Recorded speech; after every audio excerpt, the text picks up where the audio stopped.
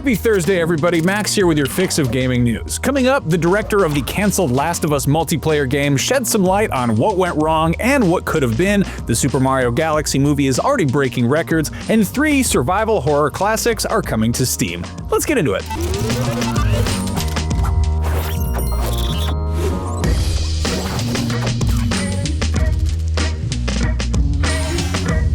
In December 2023, Naughty Dog officially pulled the plug on its planned multiplayer spin-off of The Last of Us with the reasoning that providing long-term support for a live service project would divert resources from single-player projects as well. Now, the director of the canceled game has revealed a bit more about what else went wrong and how far along the game actually was. Speaking on the Lance E. Lee podcast from Tokyo, Vinit Agarwal explained, during COVID, the game industry saw a huge growth because everyone was at home. Online games specifically saw a huge boost because people wanted to play with their friends. They couldn't see their friends, so they had to play online with their friends. So online games got a huge boot. And so Sony decided to put a lot of money into online gaming like everyone else was, so that was part of why The Last of Us multiplayer got funding. We got off the ground and we made a lot of progress, and the game was doing really well internally. We developed it almost to 80% completion. It was very close to done.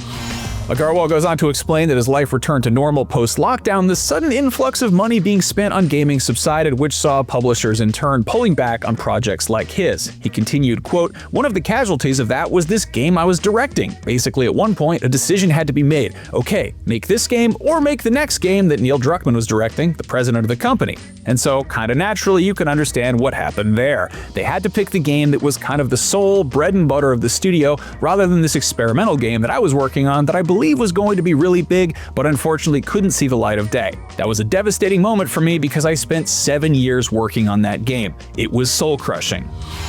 Worst of all, Agarwal, who again was the director of the game, notes that he learned it was being canceled just 24 hours before Sony made that news public, which he recognizes was done in order to control the messaging, but it still sounds like it stung quite a bit. Agarwal gave a little insight into what the game was going to be like, noting that it was inspired by his real-life experience being robbed. His assailants made off with his wallet, which only had $30 in it, but were only able to use his credit card to buy food at McDonald's before the card got deactivated, which, if you think about it, isn't really much of a payoff for holding somebody at gunpoint unless you're really desperate. He explained, quote, "I wanted people to get that feeling. It was a multiplayer game set in the same universe as The Last of Us. The Last of Us is a post-apocalyptic world where people potentially hunt each other for food for a little bit of supplies. And it's kind of like what those guys did to me, where they robbed me for basically a McDonald's meal. And so that sense of desperation that comes out of that and what you're willing to do when you're desperate, and the dehumanizing element of where you're gonna almost hunt someone like an animal for the scraps, and when they chase you, they're out for blood, they will chase you to the end of the world to get that food."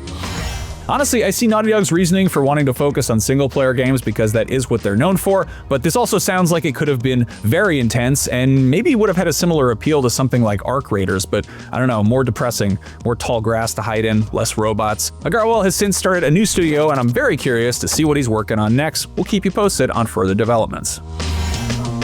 Moving on, the Super Mario Galaxy movie came out last night, and it's already off to a record-breakingly strong start, earning $34 million in one night, which is the best opening ever for a movie that opened on a Wednesday in April. Okay, so it was a very specific record, but previously that record was held by the last Super Mario Bros. Movie, which collected $31.7 million back in 2023. This is also the biggest box office opening of the year so far, beating out Project Hail Mary, which pulled in $33.1 million, even though it had the advantage of opening on a Friday. Early forecasts see the Super Mario Galaxy movie tracking for a slightly weaker opening than its predecessor, and the critical reception has been a lot more negative than the first film, but I have a sneaking suspicion that audiences don't really care. They just want to see the colorful characters leaping around in outer space, and I feel like this crossing the billion-dollar mark is a matter of when, not if, though it does remain to be seen if it manages to surpass the first film, which pulled in a whopping $1.36 billion during its theatrical run.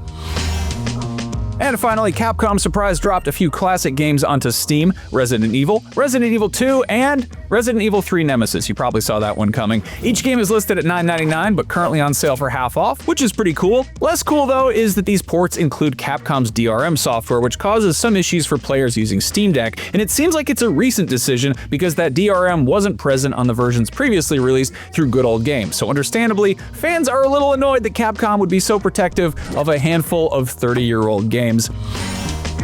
If you're looking for a handful of newer games to play for an even more reasonable price, head over to Humble. For just a few more days, you can grab the latest Humble Choice Bundle, which includes Tempest Rising, Chants of Sennar, Sworn, Etrian Odyssey 3 HD, Bread and Fred, 0 Hour, Small Land, Survive the Wild, and Hard West 2.